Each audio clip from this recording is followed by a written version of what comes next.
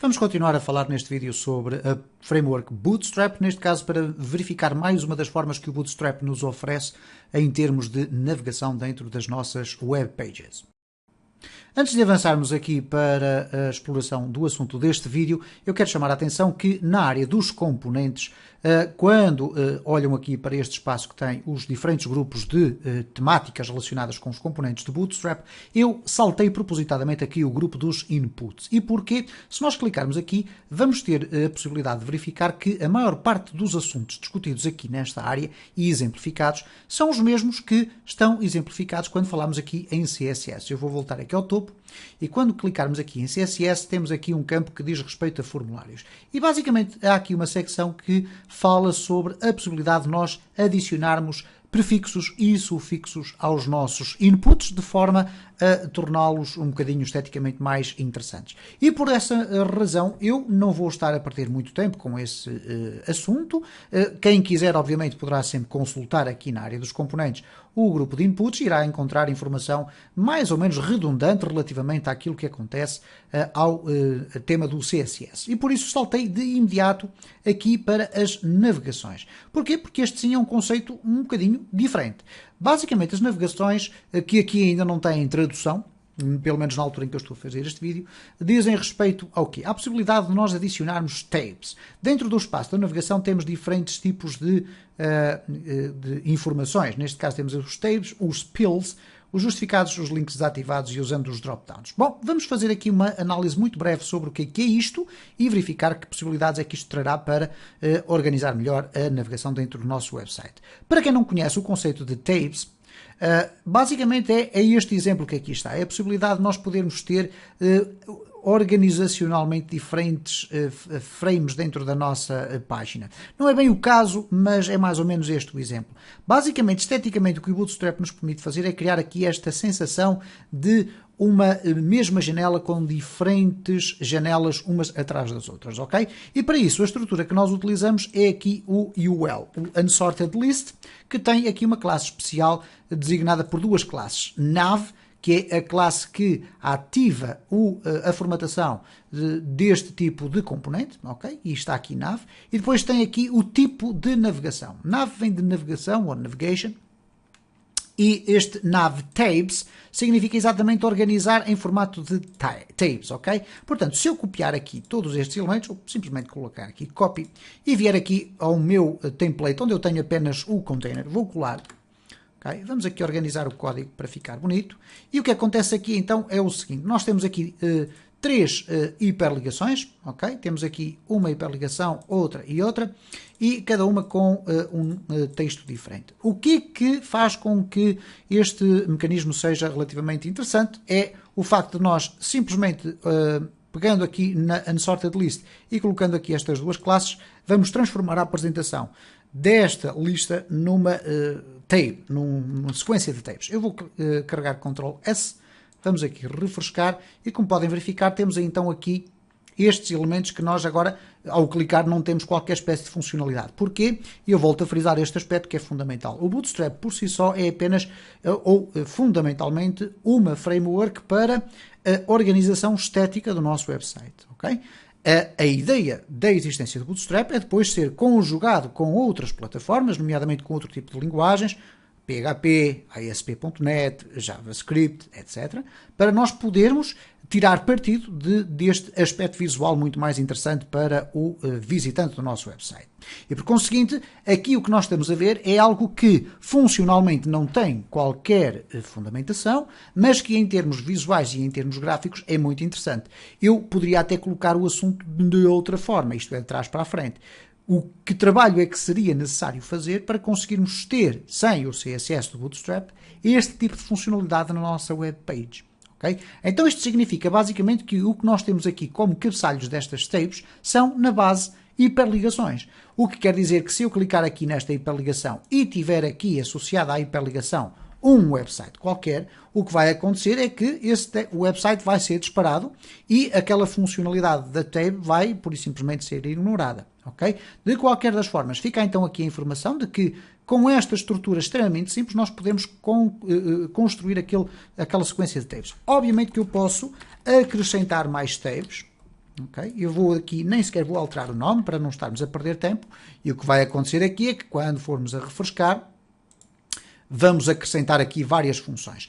Onde é que nós já vimos isto? Bom, quem vir os meus vídeos do WordPress, a explicar como nós podemos configurar essa plataforma, o WordPress utiliza em algumas circunstâncias no back-end, isto é, na área de administração, utiliza, em alguns casos, estruturas muito semelhantes a esta, em que nós, ao clicarmos em diferentes títulos, vai abrir aqui um conjunto de opções diferenciadas numa apresentação visual que permite ao utilizador ficar com a sensação de que não saiu do mesmo espaço. Okay? E por conseguinte, aqui em conjugação com uma linguagem como é o caso do PHP, que cria conteúdo dinâmico nas nossas páginas, seria muito interessante nós, ao clicarmos em Profile, e executar um script de PHP que volta a apresentar este tipo de apresentação em tables, mas o conteúdo aqui muda.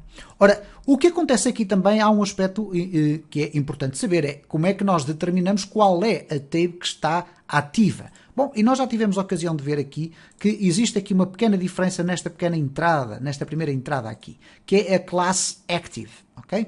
Todas as lists que aqui estão e que têm este role presentation, todas estas listas ou estas entradas de lista, desde que estejam dentro de uma classe UL com este tipo de identificação, vão automaticamente ser formatadas como tables. Okay?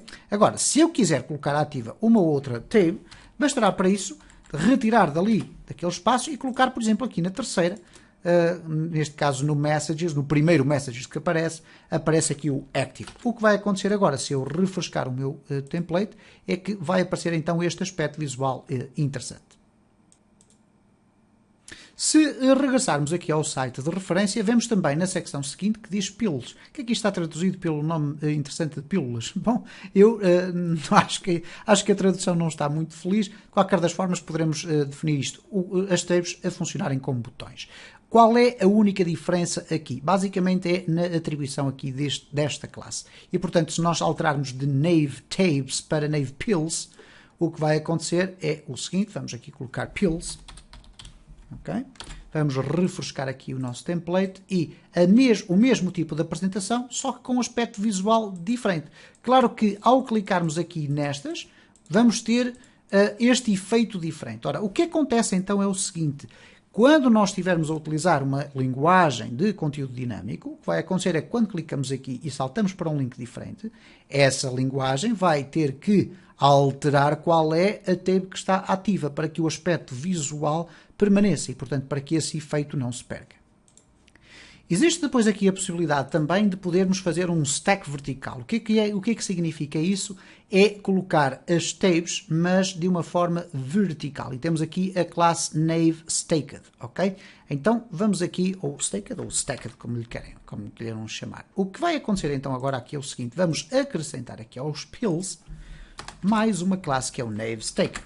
Vamos então verificar o que é que vai acontecer agora aqui no nosso template. Vamos aqui refrescar e o que acontece então é que estes campos vão ficar sobrepostos.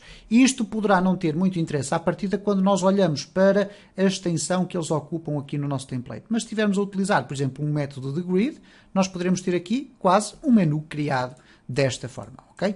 De qualquer das formas, esta conjugação que eu aqui coloquei, obviamente também vai funcionar com o Nave Tabs.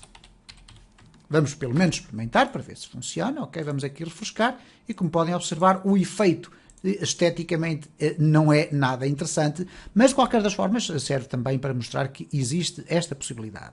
Depois temos aqui um espaço que determina que nós podemos colocar as tabs justificadas. Bom, vamos aqui regressar e eliminar aqui esta classe do nosso template e vamos regressar às tabs que iniciámos aqui no nosso vídeo. O que acontece neste momento é que se eu for acrescentando tabs, elas vão crescendo aqui à medida do seu próprio tamanho ou do seu próprio comprimento. No entanto, se eu tiver um conjunto de 3, por exemplo, se eu agora aqui remover 3 entradas da lista, okay, vamos aqui remover estas 3 entradas, vamos colocar como ativa a primeira. Poderia ser qualquer outra, mas não há qualquer problema. Vamos colocar esta aqui como ativa, vamos dar aqui um espaço no código. E o que vai acontecer então aqui é o seguinte, nós vamos ter aqui o profile, vamos alterar aqui, por exemplo, home, depois editar o perfil e opções adicionais. Vamos supor que estaríamos a criar um mecanismo de navegação dentro de um website onde os nossos usuários poderiam fazer alterações no seu perfil. E, portanto, isto seria muito frequente aparecer. Ora, se nós agora fizermos aqui um refresh, o que vai acontecer então é o seguinte: cada uma destas tables vai ter uma largura diferente. Se nós quisermos que elas ocupem aqui este mesmo espaço, temos que ir aqui consultar como é que vamos fazer e bastará colocar Nave Justified. Como vê, é extremamente simples. Vamos aqui, eu para não estar a cometer erros de cópia, vou aqui copiar diretamente, portanto, para não estar a fazer typos, não é? Vou colocar aqui Nave Justified e quando eu for agora refrescar o meu template, o que vai acontecer aqui é que então as minhas tabs vão ficar alinhadas desta forma. E por conseguinte é muito simples, como podem ver, eu já venho referindo isto ao longo de toda esta série, é muito simples conseguir consultar esta documentação do Bootstrap, está muito bem organizada, como podem ver tem aqui o Disabled Links. Para isso o que é necessário fazer? Bom, é colocar dentro do elemento li a classe Disabled. Reparem o que é que vai acontecer. Nós temos uma que tem o classe Active, ok? Que está ativa, que neste caso é aqui o Home. É aqui esta que está a classe ativa, mas se eu quiser colocar a última como sendo Disabled, eu vou colocar classe Disabled, ok? É tão simples quanto isto. E agora reparem o que é que acontece. Esta opção que aqui está vai ficar inativa, o que quer dizer que quando eu vou colocar lá o meu cursor, ele vai dizer que não estou habilitado a poder ativar aquela opção. E para fechar o vídeo, temos aqui também a possibilidade de usar com os tabs com drop-downs, como veem aqui. Portanto, eu tenho aqui duas tabs muito semelhantes àquelas que eu fiz anteriormente e depois temos aqui com a possibilidade de ter um drop-down. Basicamente, se nós formos um bocadinho criativos, nós conseguiremos chegar facilmente a este tipo de apresentação, porque bastará conjugar os conhecimentos que já adquirimos para trás.